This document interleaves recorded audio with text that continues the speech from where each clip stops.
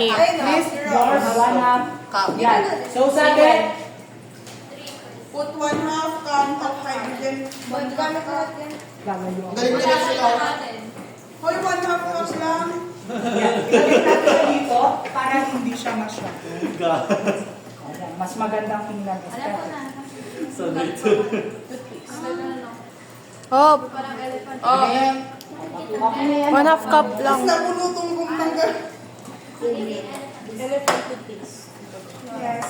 Ano, please read the other, number 2. Add.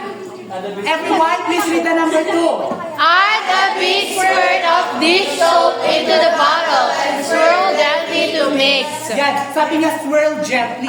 So kapag minix mo siya ng minix, mali na. Swirl gently, ganun-ganun lang siya. Please add the dish soap, Miss Nicolas. Miss Nicolas.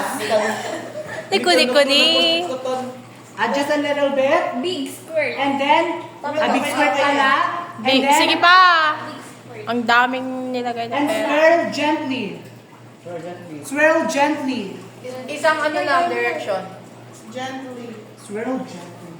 Sabi niya, if you want to make your foam a single color, add a few drops of food coloring.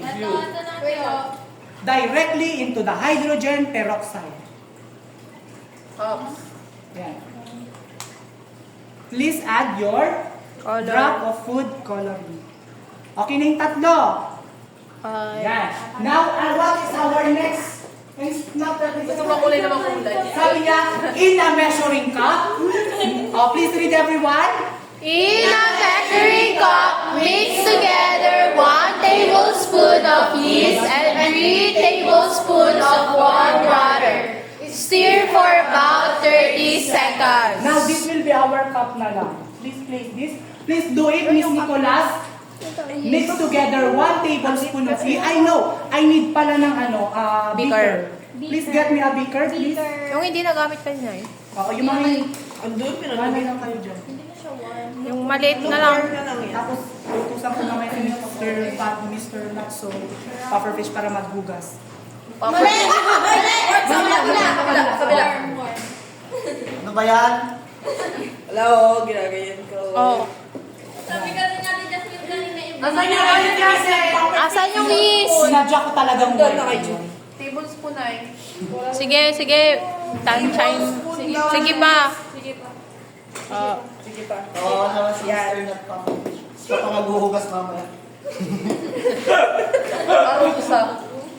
Diba? Wala tayong Pour prices the na yeast yun. mixture into Puro the bottle, punishment. then quickly step back and watch your reaction. Ang laki. Oh. Weekly step back mamaya pag pinar na ni... Ate, baka may... Sino ang gusto Yeah, sinong gusto mag-pour? Si Belter gusto mo mag-pour? Yan. So, 3 mix tables. the measuring cup with the measuring spoon. Mix the yeast with the warm water. Sige. 3 tablespoons. Tansyahin mo na. 3 tablespoon of warm water. 1, 2, hindi pa pala. 2, Sige pa. tapos 3. Okay na yan. Yan. So, mix it please. Mix it. Mix. 30 seconds. And then, drink it please. Picture there. 11, 12, Oh, please 13, take ready. 14, Dapat na 15, talaga siya, na 16, mix. Yan, so kanina, diniscuss natin ang mixtures. We should have, meron tayong tinatawag na solute and solvent. What is our solute there? Science major. Yes. Please grab it, Mr. Beltran. La!